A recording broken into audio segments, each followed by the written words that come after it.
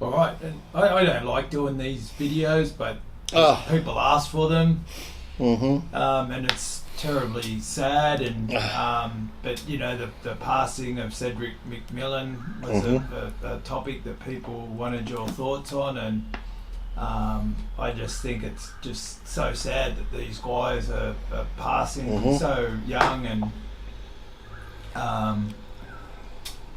yeah.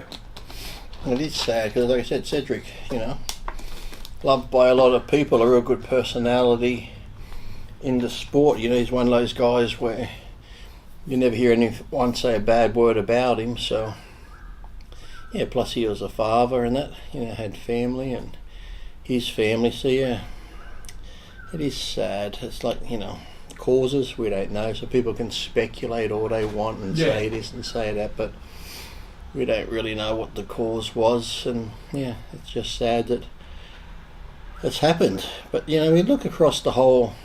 You don't want to, people bring in different things, but it just seems a lot of people have died over the last 2 years when you watch any sport.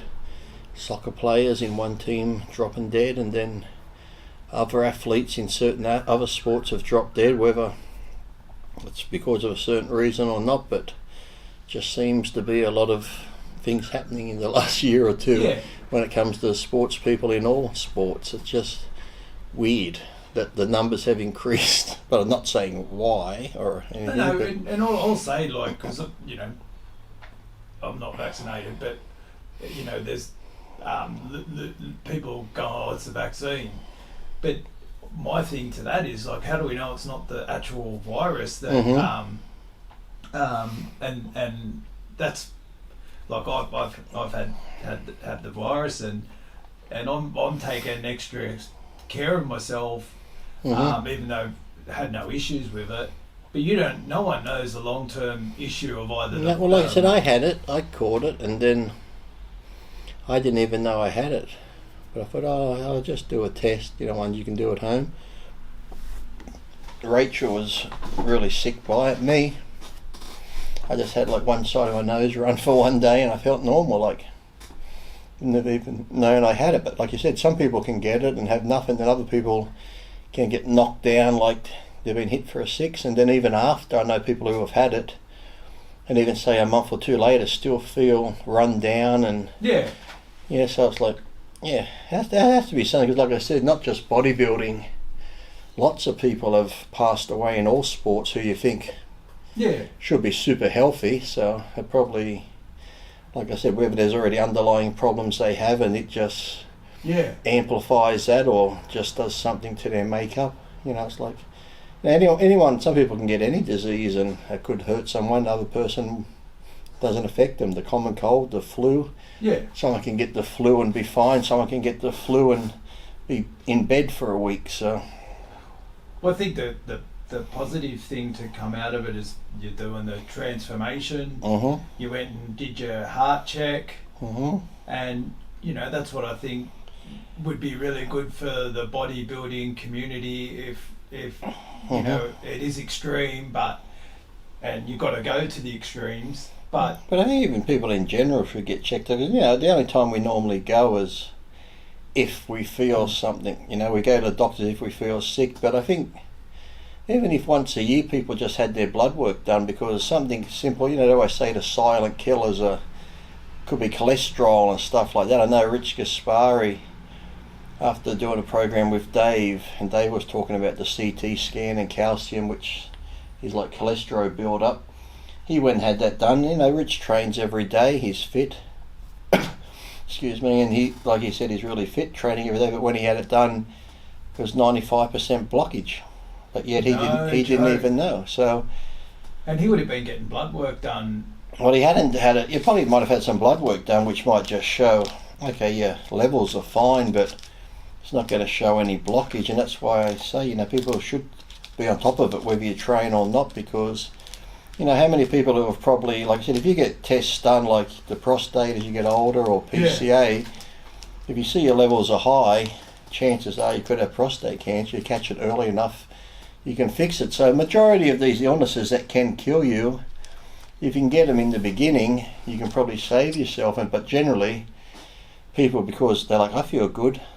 By the time they do get it checked, it's like, oh, too late. Or even like, I get my moles checked every year for like melanoma. Yeah. Because something as simple as that, you might have a mole and go, oh, looks a bit funnier, but I feel good. So by the time you get it checked, they could be like, oh, if you come a year ago, we could have cut it out. Now the melanoma's spread. So I think we just need to be up on our health, vigilant, even if, like I said, even if you do feel healthy. I think, every 12 months, just a full checkup can't hurt, can it? So. No, I can't believe guys our age don't get their blood work done. I try and get it done twice a year. Yeah. But definitely I'll get a scan done, just to like you say, and I think it's good too. You get a marker of, okay, this is where I am at now, and then do I need to improve, or am I going downhill? Exactly. So next year if they do again, luckily they might say, look, nothing's changed, you're exactly the same, that's good. Or, well, this has increased, or this has happened, so just be careful of this. So yeah, it's good to have like a base so you know where you are. And I think too, then if you are doing things, whether it be bodybuilding or other sports where you are putting your body under a lot of stress, or bodybuilding, even just the food alone, eating a lot of food, proteins and stuff, and then supplements on top of that, sometimes it's good just for peace of mind. Yeah. Because sometimes, I said, you could have indigestion or anxiety and feel like you're having a heart attack, but at least if you've had your heart checked, there's no blockages, your cholesterol's fine, and all of a sudden you think, I'm having a heart attack, and no, wait a minute. I'm sweet. I'm sweet there, so you can, because stress could even, at least if you got peace of mind. It's almost like sometimes I would go to the hospital thinking, deep down I know I'm okay, but if I go to the hospital and they do the test and say you're okay, hearing them say it, you just feel better. No, that's that's what I think it was so good that you put that up, that you were getting tested. That's what you need to do. You need to start because you do get a lot of people like, oh, what I don't know can't hurt me, but no, pretty much what you don't know can hurt you. So, and that's the thing too, because a lot of fit people who do drop dead just drop dead like boom, out of the blue. Yeah. Some of them don't get. People say if you're having a heart attack, you might get the pains in the arms or go numb or feel weird and that sort of thing. But a lot of people sometimes don't. It's just doing something and then boom. Yeah. So. Yeah. No. That's what it's so sad to hear anyone passing. Especially when they're young and got young families. Especially what I said, whether it be Cedric in bodybuilding or other people in sports, when you look at them like they're a picture of health. You think they go to the gym every day, they eat good, do cardio. So you're thinking, out of all the people, they'll be the last. But yet you'll see somebody who could be down the local pub from the schooners down, standing out the front smoking, going back in, having the fish and chip counter lunch and got the big gut on them, and they're probably fucking healthy as anything. So it's funny like that, isn't it? You see so many healthy people drop dead, and then the ones that drink and smoke and that. I think a lot of it's good. I said, sure, lifestyle is a contributor. Then I think genetics too. Sometimes I think no matter what you do, your genetics are going to determine what affects you. And like I said, my grandfather, his cholesterol was below 0, but he'll eat fatty stuff all the time, sausages and all the stuff that increases cholesterol he'll eat, and he's below normal. And I've got friends who are like almost vegetarian, and their cholesterol's through the roof, and they don't eat any type of fats, but their body just somehow makes bad cholesterol.